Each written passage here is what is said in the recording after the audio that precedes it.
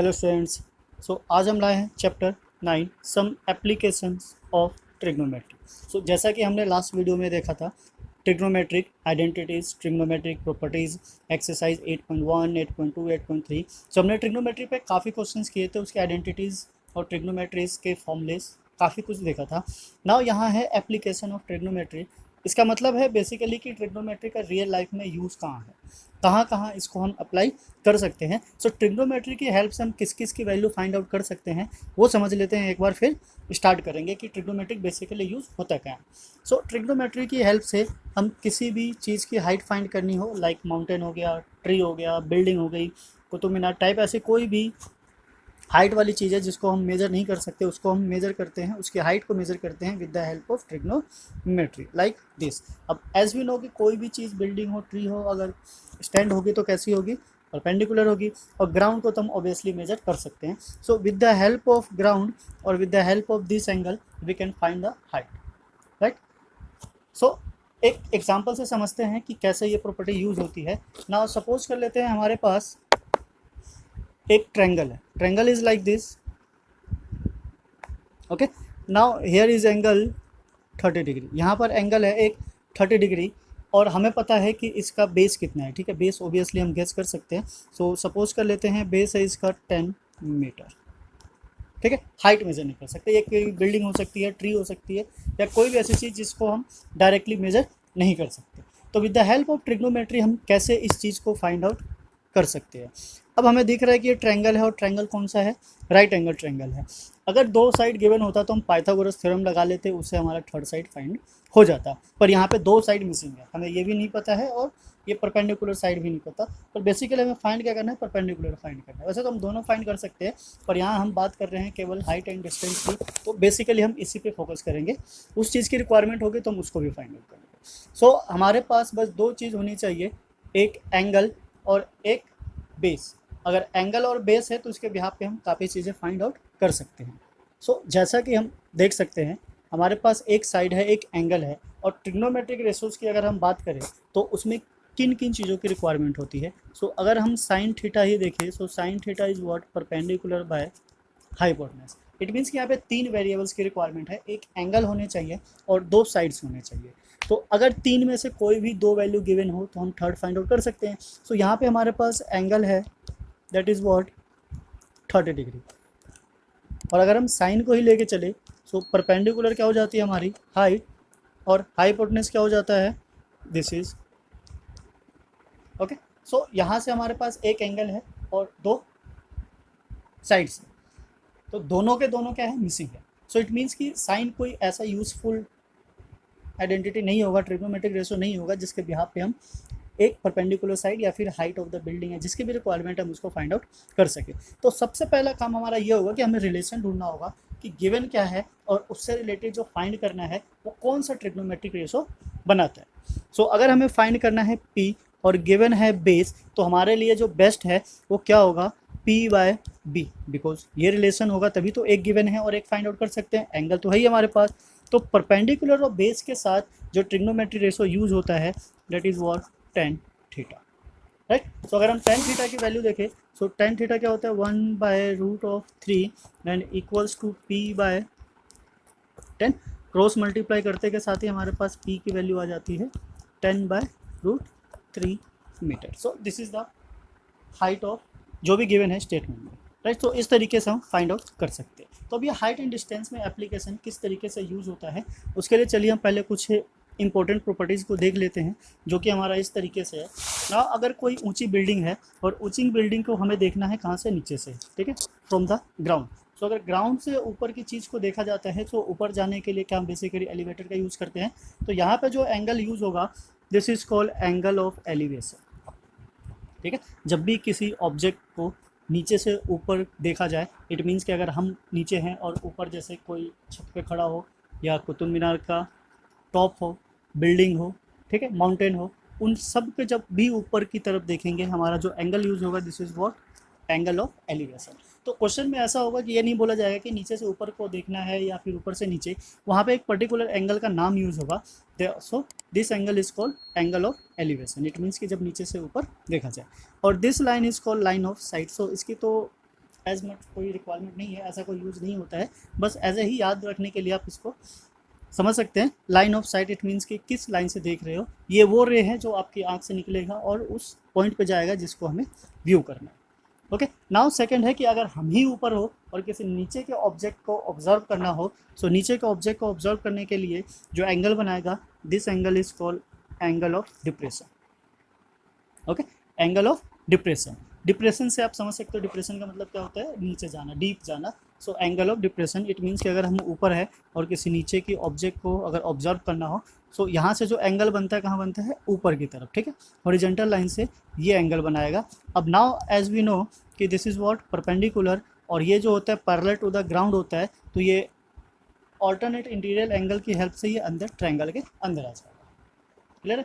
सो ऐसे ही प्रॉपर्टीज़ को यूज़ करना है। और ये जो दो एंगल है, angle of elevation, angle of depression, याद होना चाहिए, बिकॉज क्वेश्चन में कुछ ऐसा लिखा आएगा कि angle of elevation is this, angle of depression is this. So अगर ये दो वर्ड याद नहीं होंगे तो उनमें भी हो सकता है कन्फ्यूजन हो जाए, ठीक है। और यहाँ एक चीज़ और है कि फिगर क्वेश्चन में गिवन नहीं होगा, आपको फिगर खुद से क्रिएट करना पड़ेगा। अगर क्वेश्चन क्रिएट नहीं हुआ तो आंसर भी नहीं आएगा, बिकॉज ये सारा का सारा फिगर पे डिपेंड करता है।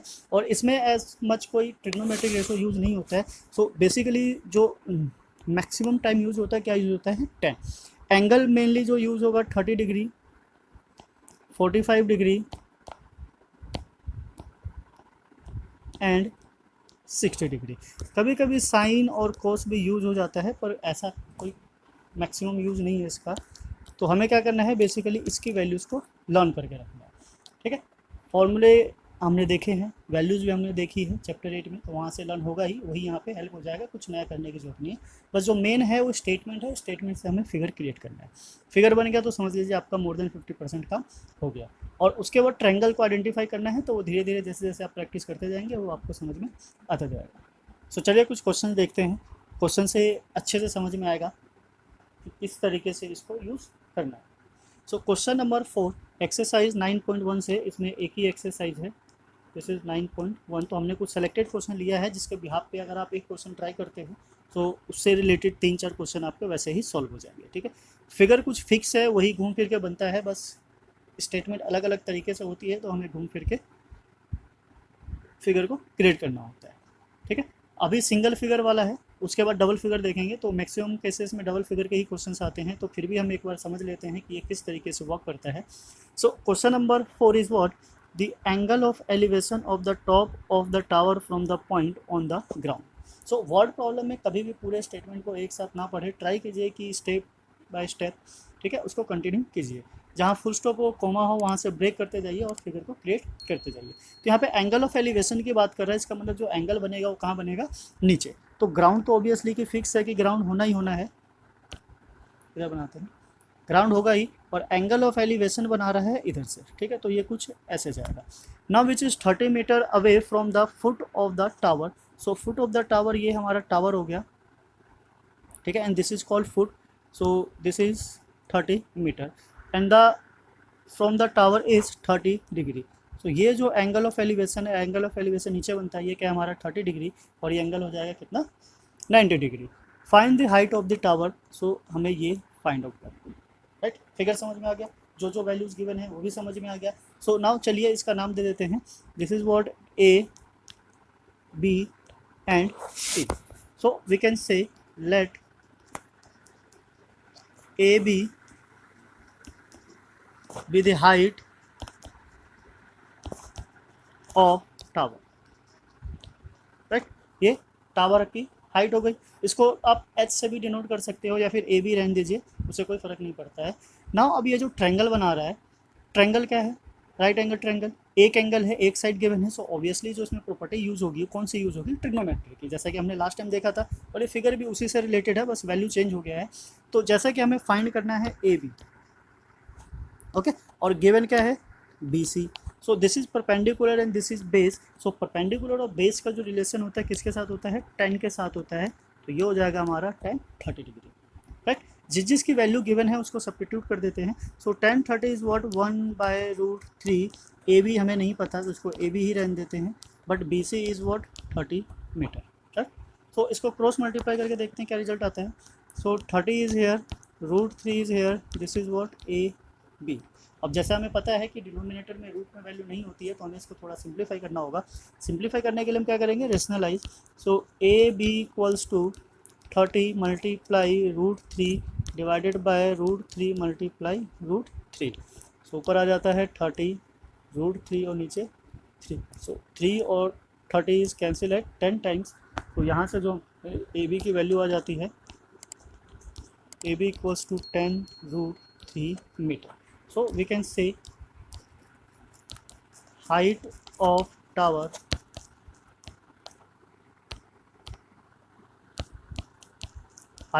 tower is 10 root 3 metre, right. So जब तक हम इस स्टेटमेंट में गिवन ना हो कि रूट 3 की वैल्यू यूज़ करनी है, वैल्यू डालने की जरूरत नहीं है, हम उसको रूट के फॉर्म में ही छोड़ देंगे। सो देखा कैसे हमने टावर की हाइट फाइंड कर ली, एक एंगल और एक बेस के बिहाफ। सो नाउ चलिए नेक्स्ट क्वेश्चन देखते हैं, सेम ऐसे ही। तो ये तो सिंगल फिगर का था, इजीली सॉल्व हो गया। नेक्स्ट क्वेश्चन है हमारा, from a point on the ground, ठीक है, ग्राउंड पे एक पॉइंट है, पॉइंट बना लेते हैं, ठीक है, ये रहा point. The angle of the elevation of the bottom and the top of a transmission tower fix at the top of 20 metre high building are 45 and 60 degree. तो पहले तो ये बोल रहा है 20 मीटर हाई बिल्डिंग है।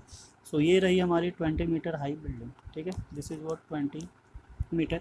इसके ऊपर एक ट्रांसमिशन टावर लगा हुआ है लाइक दिस, ठीक है। And the angle of elevation है, तो ये तो ग्राउंड हो गया हमारा, this is what 90 degree. Angle of elevation है तो कहाँ से बनेगा, यहाँ से। एक बार फिर से क्वेश्चन को रिपीट करते हैं। ये कह रहा है elevation bottom and the top. So bottom यहाँ है, ये बॉटम से हमने ज्वाइन किया ट्रांसमिशन टावर के, एंड उसके टॉप से ज्वाइन किया लाइक दिस। सो पहले बॉटम है और पहले एंगल है 45, तो ये बनाएगा हमारा 45 degree. And now then what, top, तो टॉप का ये जो एंगल होगा ये होगा हमारा 60 डिग्री।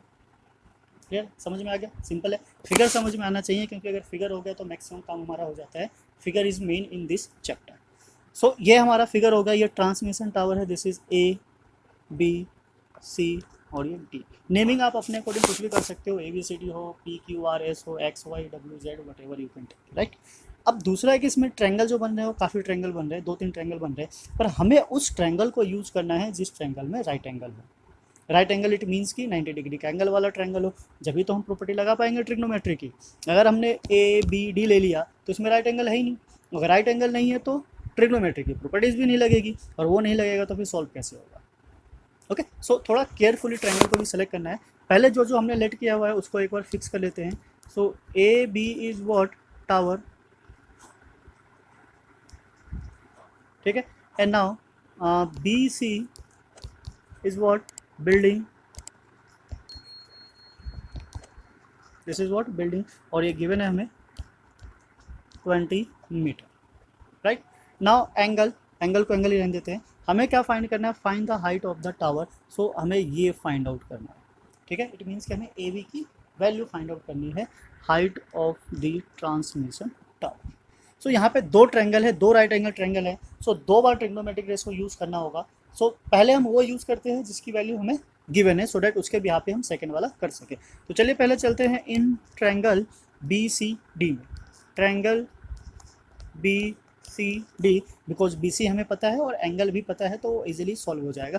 अब हमें क्या फाइंड आउट करना है, D C.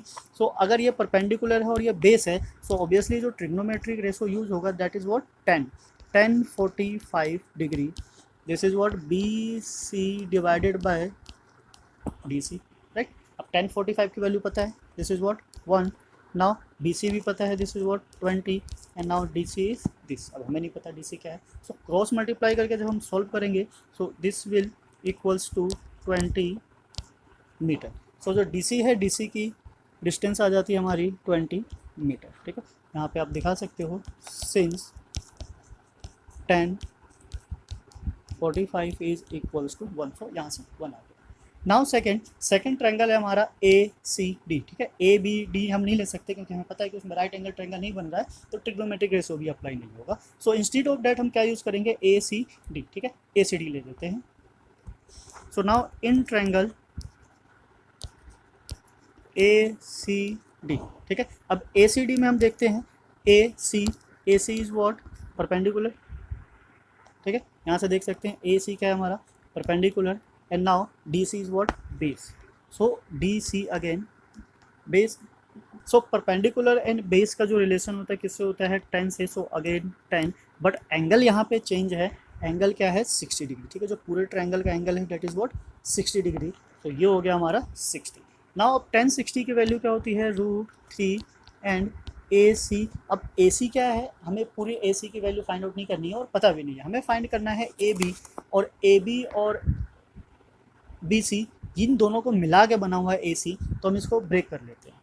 Okay, now A C is what, A B plus B C divided by what D C, ठीक है। यहाँ हम फिर से दिखा देते हैं, since 10 60 degree is equals to √3, ठीक है। वैल्यू पता होना चाहिए, हम साथ साथ लिखते जा रहे हैं सो डैट आपको याद भी रहे और समझ में भी आए कि ये कैसे चेंज हो रहा है।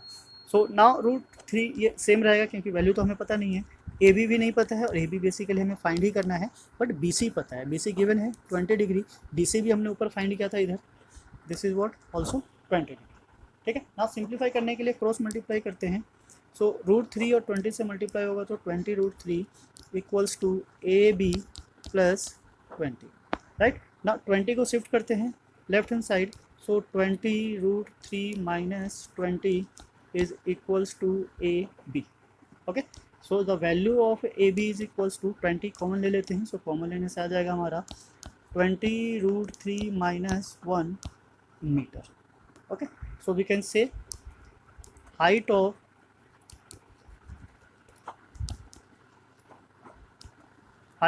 the tower is 20√3 minus 1 meter, right। so यहाँ से height of the tower है। so डबल फिगर में क्या करना है, हमें दो ट्रायंगल को यूज़ करना है और ध्यान रखना है कि दो ट्रायंगल में हमेशा एक साइड ऐसा होगा जो कॉमन होगा, ठीक है। डायरेक्ट या इनडायरेक्ट को किसी न किसी तरह से लिंक करवाएगा, जैसे यहाँ पे जो DC है वो दोनों ट्रायंगल का क्या है, कॉमन का काम कर रहा है, जो कंपेयर करवाता है एक दूसरे से, जिसके बिहाफ पे हम उसकी वैल्यू फाइंड आउट कर सकते हैं, ठीक है। आई होप आपको समझ में आया होगा, और ध्यान रखना फिगर सही से बनाना और इसकी लेवलिंग करने के अलग से 1 मार्क होते हैं, तो फिगर पे थोड़ा सा फोकस करना, राइट। चलिए नेक्स्ट क्वेश्चन पे चलते हैं। नेक्स्ट है हमारा, next is statue 1.6 metre tall, ठीक है। चलिए एक स्टैचू बना लेते हैं, ये रहा statue, this is what 1.6 metre toll.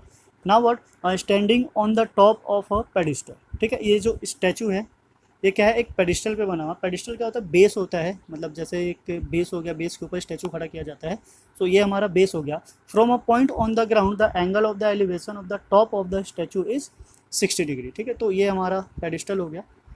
यहाँ ग्राउंड से angle of elevation of the top of the statue, this is what 60 degree, right. Now the next is from the same point of the ground angle of elevation of the top of the pedestal is 45 degree. तो ये pedestal है, सो pedestal का जो top होगा वो यहाँ होगा और ये एंगल बना रहा है हमारा 45 डिग्री, ठीक है, दिस इज व्हाट 90 डिग्री। तो आई होप आपको समझ में आ गया होगा कि किस तरीके से फिगर बना। जो स्टैचू है वो पेडिस्टल के ऊपर है, तो ये पेडिस्टल है, हमने उसके ऊपर स्टैचू बना दिया और जैसी इन्फॉर्मेशन गिवन थी उसके हिसाब से हमने एंगल ले लिया। एंगल ऑफ एलिवेशन है तो ऑब्वियसली कहाँ से होगा, बेस से होगा, बेस हमारा इधर, राइट। सेम नेमिंग कर लेते हैं, this is what A B C and D, right. हमें ये फाइंड आउट करना है। सो अगर आप पिछले क्वेश्चन से कंपेयर करोगे तो आप देखोगे कि वहाँ पे ये गिवन था, हमने ये फाइंड आउट किया था, बट यहाँ पे उल्टा है कि ये गिवन है और ये फाइंड आउट करना है। क्लियर है, आई होप समझ में आ गया होगा। सो प्रॉपर्टी तो सारी वही लगने वाली है, बस जो कैलकुलेशन का वे होगा वो थोड़ा सा चेंज हो जाएगा। सो चलिए स्टार्ट करते हैं, ठीक है। एक बार नेमिंग कर लेते हैं, A B है क्या, A B को हमने क्या लिया, स्टैचू, ठीक है, जिसकी हाइट है 1.6 metre. Now then B C को हमने क्या लिया है, पेडिस्टल, जिसकी हाइट हमें नहीं पता है, फाइंड आउट करनी है, right. Now same in triangle, पहले छोटे ट्रायंगल से स्टार्ट करते हैं। सो इन ट्रायंगल BCD, वापस इस ट्रायंगल में आ जाते हैं। सेम अगर हम देखें तो हमें BC फाइंड आउट करना है, ठीक है। और जैसे ही कहा कि दोनों ट्रायंगल में एक चीज़ लिंक करेगा और प्रीवियस क्वेश्चन में हम करके भी आ रहे हैं, तो लिंक करने वाला जो साइड है वो क्या है, DC, और परपेंडिकुलर बाय बेस जो होता है हमारा क्या होता है 10, और एंगल इज व्हाट 45 डिग्री। तो वैल्यूज तो हमें सारी पता ही, हमने पीछे सॉल्व किया था। सो 45 इज 1, BC हमें नहीं पता तो सेम रहेगा, DC भी नहीं पता तो ये भी सेम रहेगा। नाउ व्हाट, क्रॉस मल्टीप्लाई करेंगे, so this is DC equals to BC, ठीक है। इक्वेशन नंबर 1 ले लेते हैं, दोनों क्या है, सेम इक्वल है। नाउ नेक्स्ट ट्रायंगल क्या होगा हमारा ए सी डी, ठीक है, चलिए ए सी डी में चलते हैं।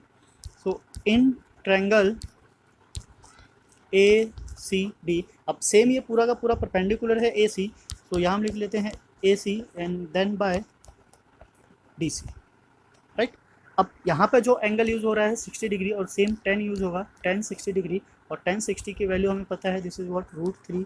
ए सी को दो पार्ट में ब्रेक किया हुआ है, ए बी जो कि हाइट ऑफ स्टैचू है एंड बी सी जो कि हाइट ऑफ पेडिस्टल है, divided by what D C, ठीक है। डी सी की भी वैल्यू डाल देते हैं, हम चेंज कर लेते हैं। डी सी क्या था, D C is equals to what B C, ठीक है, क्योंकि बी सी हमारा सेम रहेगा, यहाँ दिखा देते हैं since D C is equals to B C, तो हमने डी सी को चेंज कर दिया बी सी में, क्रॉस मल्टीप्लाई करेंगे तो B C √3 equals to A B plus B C, right. A B की वैल्यू है हमारे पास, सब्स्टिट्यूट कर देते हैं, ए बी को लिखना बार बार, A B is 1.6 plus B C, okay. Now then shift B C to left hand side, तो ये आ जाएगा हमारा B C √3 minus B C equals to 1.6, और जैसे हमने बी सी कॉमन ले लिया, यह आ गया हमारा √3 माइनस 1 इक्वल्स टू 1.6।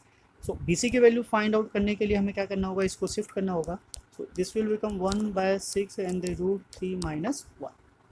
अब सेम जैसा कि हमने देखा था, ये रूट में नहीं होना चाहिए डिनोमिनेटर, तो हम क्या करेंगे, इसको रेशनलाइज करेंगे, 1.6 और रेशनलाइज होगा तो ये मल्टीप्लाई होगा √3 plus 1 and divided by √3 minus 1 and √3 plus 1, okay. Now what, so ऊपर तो कोई सॉल्व हो नहीं रहा है, सेम रहेगा, दिस इज √3 प्लस 1, और नीचे a माइनस बी और a प्लस बी मतलब a square minus B square, so √3 square minus 1 square, this will become 1.6 bracket √3 plus 1 by 3 minus 1, और सिंप्लीफाई करके क्या आ रहा है 1.6 ब्रैकेट √3 प्लस 1 डिवाइडेड बाय 2, और इस 2 से ये कैंसिल हो जाएगा 0.8, so the value of B C is 0.8 bracket of √3 plus 1 metre, okay. So this is the height of pedestal, so this is this,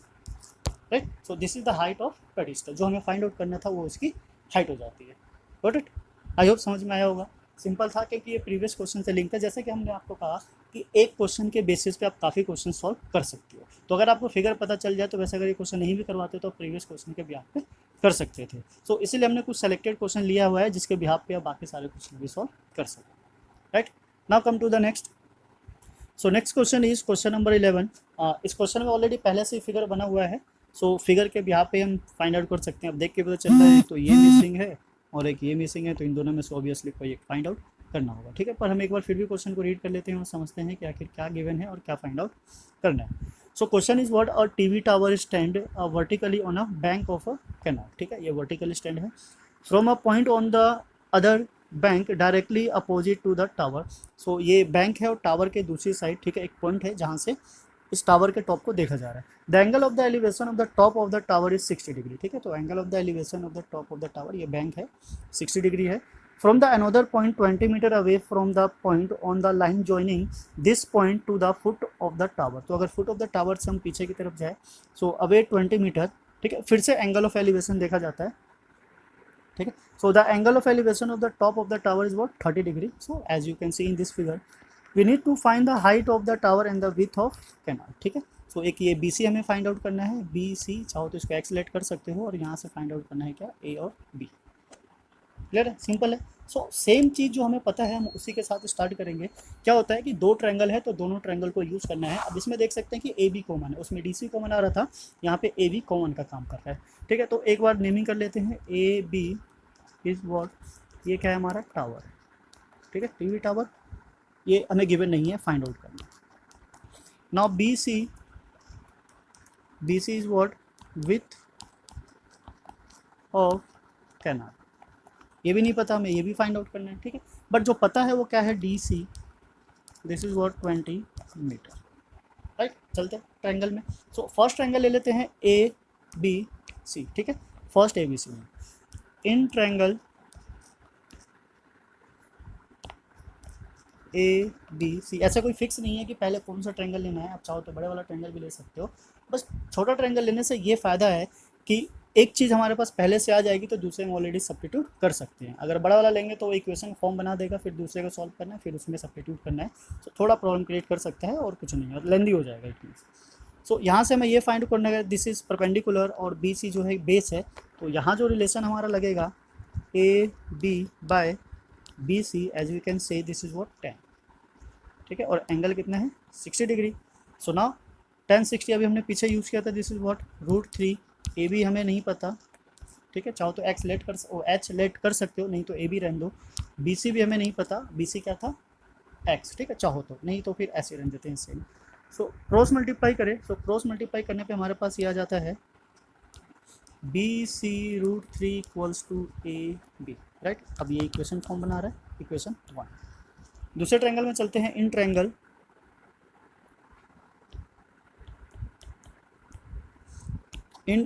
A B D, ठीक है, A B D, you can see here this is A B and D, right.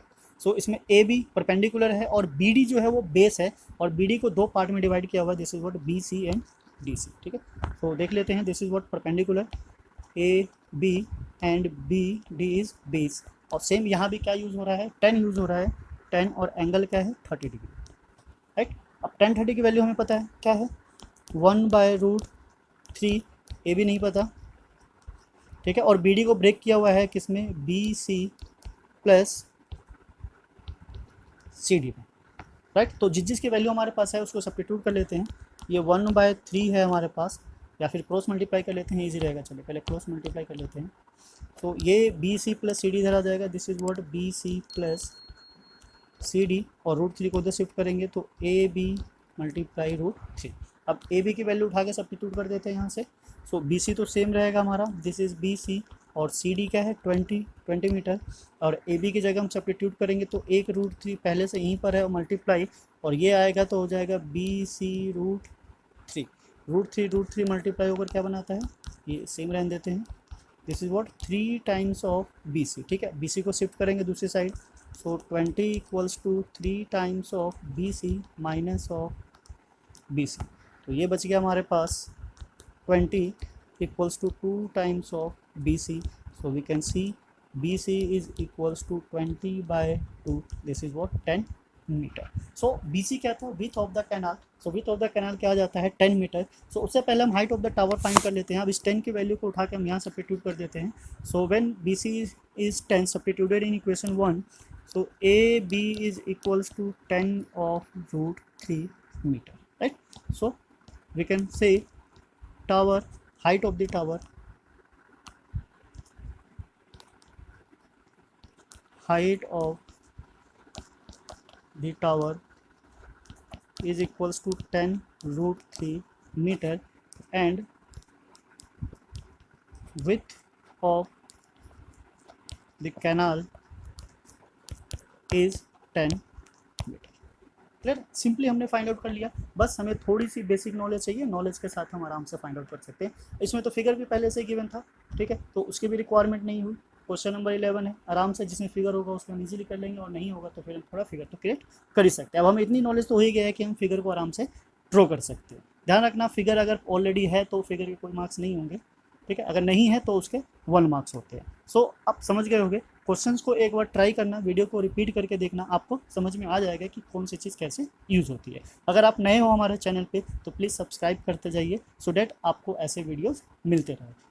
Bell icon को भी press कर दीजिए, so that आपके पास notification पहले आ जाए और टाइम पे आप वीडियो को देख लें। चलिए नेक्स्ट क्वेश्चन पे देखते हैं। नेक्स्ट क्वेश्चन है हमारा,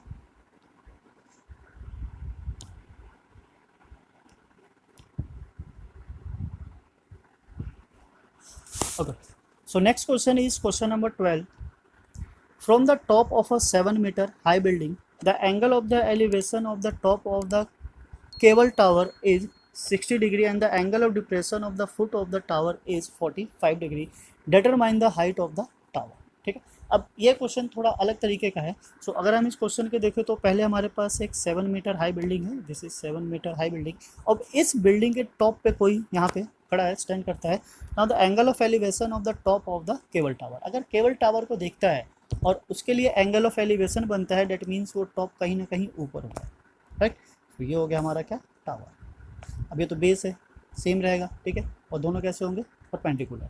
नाउ सेम इसी पॉइंट से एक चीज़ और बनाता है, व्हाट, एंगल ऑफ डिप्रेशन, ठीक है, फुट ऑफ द टावर। तो angle of depression foot of the tower जो जाएगा वो कहाँ जाएगा, यहाँ जाएगा।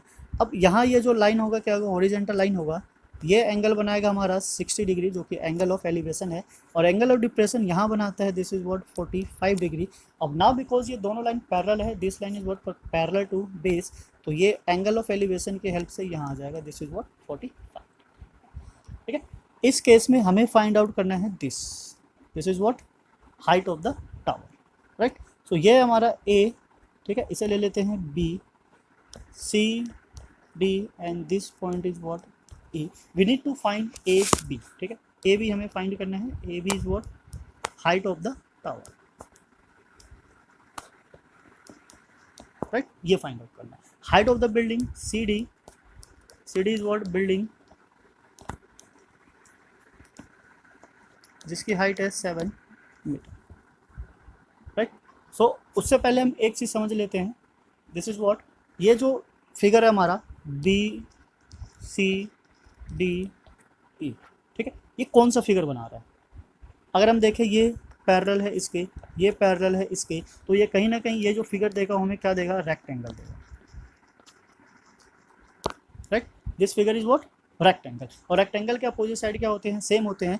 तो हाइट ऑफ द टावर जो हमें फाइंड करना है ए बी, यहाँ से हम बोल सकते हैं कि जो बी ई है वो ऑलरेडी कितना आ जाता है 7 metre, because opposite side of a rectangle, right. So बच जाता है बेसिकली हमें क्या फाइंड करना, ए ई की, जैसे ही ए ई आएगा हम दोनों को प्लस कर देंगे और हमारी हाइट ऑफ द टावर आ जाएगा। तो मेन फोकस जो होगा वो किस पे होगा, हमारा ए ई पे। पर वो फाइंड करने के लिए हमारे पास कम से कम बेस तो होना चाहिए, जो कि नहीं है। अब बेस कब होगा, जब ये बी सी होगा हमारे पास।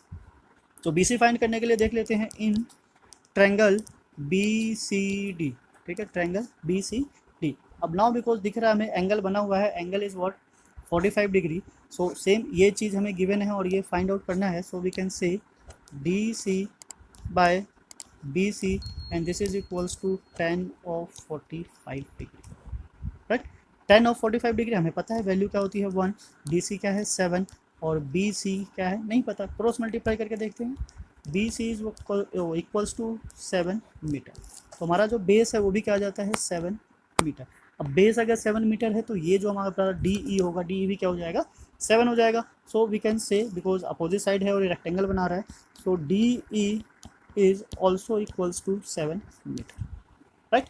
अब ट्रायंगल ए ई डी में चलते हैं।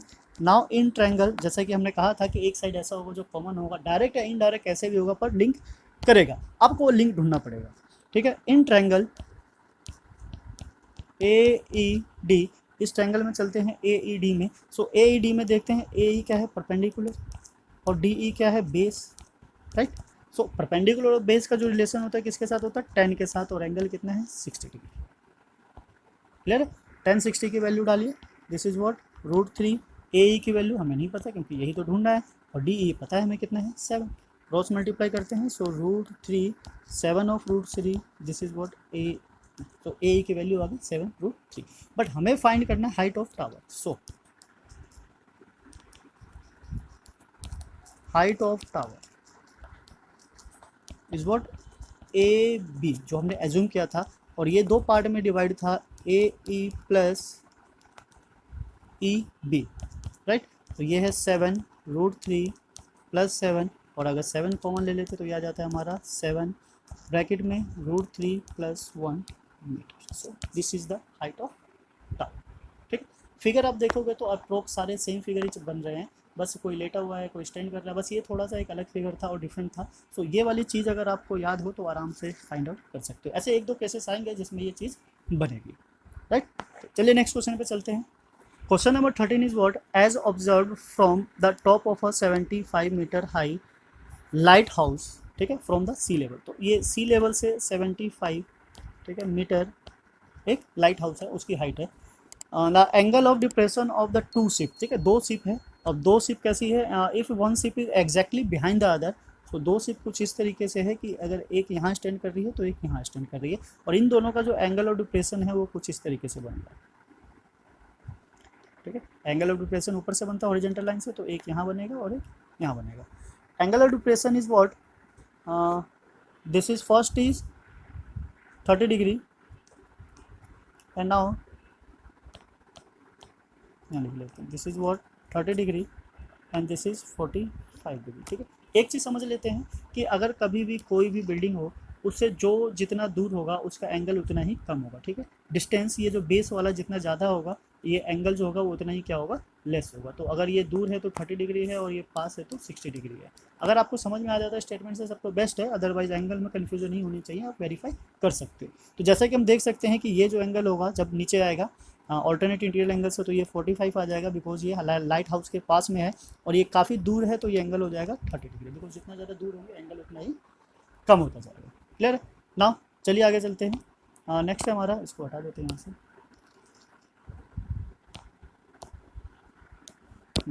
सो this is what A B C and right. A B is what, this is height of lighthouse. ठीक है, हाइट ऑफ लाइट हाउस, यहाँ lighthouse that is 75 meter, right? And the distance of first ship, ठीक है, ship 1, ठीक है, this is distance from B C. ठीक है, इसको हम बी सी ले लेते हैं, और शिप सेकंड जो है वो क्या हमारा बी डी, राइट। हमें फाइंड करना है distance between two ships, so we need to find C D, हमें इसकी रिक्वायरमेंट है, हमें ये फाइंड आउट करना है। क्लियर है, दो शिप्स है, उनके बीच का जो डिस्टेंस है वो फाइंड करना है। Find the distance between two ships, तो उन दोनों के बीच का डिफरेंस ये आ गया। ठीक है, अगर इसको एक्स मान लो तो हमें ये फाइंड आउट करना है। सो फर्स्ट ट्रायंगल क्या है हमारा ए बी सी, जैसा कि हमें दिख रहा है। सो ट्रायंगल से स्टार्ट करते हैं। In triangle A B C same देख लेते हैं, हमारे पास ए बी गिवन है और जो फाइंड आउट करना है वो क्या है, बी सी। तो ये जो रिलेशन बनाता है परपेंडिकुलर बाय बेस 10 का, तो हम फिर से 10 पर ही आ गए, 10 45 डिग्री। आप देख सकते हैं अभी तक हमने जितने भी क्वेश्चन किए सब में 10 ही यूज़ किया, तो ये मान के चलिए 99% 10 ही यूज़ होता है। ठीक है, तो इसकी वैल्यूज़ 30 45 60 को लर्न कर लीजिए तो आराम से चैप्टर 9 कंप्लीट हो जाएगा। नाउ वैल्यू सब्स्टिट्यूट करते हैं। This is 1, A B is 75 meter, B C नहीं पता। ठीक है, क्रॉस मल्टीप्लाई करेंगे, so this will become B C equals to 75 meter. ठीक है, तो बी सी की वैल्यू आ गई ना। सेकंड ट्रायंगल क्या है हमारा, in triangle A B D. ठीक है, यहाँ से हम क्या लेंगे, ए बी जो कि हमारा परपेंडिकुलर है, ए बी, और बेस क्या है बी डी। ठीक है, बी डी दो पार्ट में डिवाइडेड है, B C and C D. हमें सी डी फाइंड आउट करना है, तो पहले बी डी निकाल लेते हैं, वहाँ से बी सी माइनस कर देंगे। अब ये भी 10 बना रहा है, बट एंगल क्या है यहाँ 30 डिग्री है, राइट। तो चलिए सॉल्व करते हैं। 10 30 is what 1/√3, A B is 75 and B D is divided in two part, that is B C and C D. ठीक, क्रॉस मल्टीप्लाई करेंगे, so B C plus C D equals to 75/√3।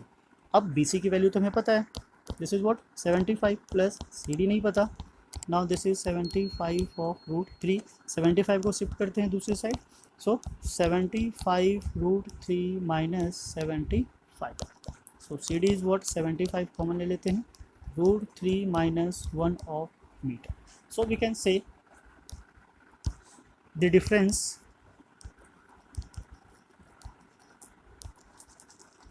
between two ships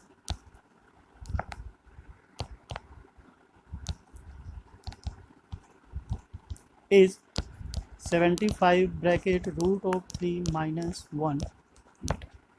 okay, so I hope आपको समझ में आया होगा। ये simple है काफ़ी, बस थोड़ी सी प्रैक्टिस अगर करोगे तो इस टाइप के जितने भी क्वेश्चन होंगे आप उसको इजीली सॉल्व कर सकते हो। मेन है कि तुम्हें पता होना चाहिए कि इसका फिगर कैसे बनेगा। ठीक है, दूसरा 10 की मैक्सिमम केसेस में क्योंकि यही यूज़ हो रहा है, तो 10 30 डिग्री, 10 45 डिग्री और 10 60 की वैल्यू लर्न होनी चाहिए on the tips, so that कि आप फिगर देखते ही समझ सको। एक साइड ऐसा होगा जो कॉमन होगा, वन साइड, ठीक है, कॉमन होगा। डायरेक्ट या इनडायरेक्ट जो लिंक करेगा दोनों ट्रायंगल को, अगर टू ट्रायंगल्स की हम बात करें तो। ठीक है, ये मेन कीज़ है जिसको आप लर्न कर लीजिए या समझ लीजिए, सो डैट कि आप आगे के क्वेश्चन से डील कर सको। ठीक है, तो बेसिकली आप ये मान के चलिए कि अगर इस चैप्टर से क्वेश्चन आता है तो फिगर नहीं आएगा, फिगर आपको खुद क्रिएट करना पड़ेगा on the behalf of statement. और स्टेटमेंट को कैसे रीड करना है मैं आपको बता दिया, पार्ट बाय पार्ट करोगे, जहाँ कॉमा है, फुल स्टॉप है, वहाँ से जैसे सेपरेट कर करके रीड करते जाओगे वैसे वैसे फिगर को क्रिएट करते जाना, आपका फिगर बन के आ जाएगा। और फिगर बनते ही हमें दिख जाता है कि क्या गिवन है, क्या फाइंड आउट करना है, इजीली हो जाएगा यहाँ से। क्लियर? सो आई होप आपको चैप्टर 9 समझ में आया होगा। ये इतना ही है, कुछ क्वेश्चंस है जो सेलेक्टेड हमने किया है, इसके बिहाफ पे आप बाकी ट्राई करोगे तो सॉल्व हो जाएगा, और ना हो तो आप कमेंट में हमें बता सकते हैं, हम क्वेश्चन का सॉल्यूशन आपके लिए ले आएंगे। बने रहिए हमारे साथ सो डैट हम आपके लिए ऐसे नए नए क्वेश्चंस लाते रहे, उनके सॉल्यूशंस आपके लिए लाते रहे। एनसीईआरटी के सॉल्यूशंस सिंपली होते हैं, पर फिर भी हम आपको एक ईजी वे में देते हैं जिससे आप सॉल्व कर सकें। अगर आपका कोई डाउट हो, कोई क्वेश्चन हो, तो आप हमें मेल कर सकते हैं, सेंड कर सकते हैं, या कमेंट बॉक्स में बता सकते हैं। मिलते हैं नेक्स्ट वीडियो में।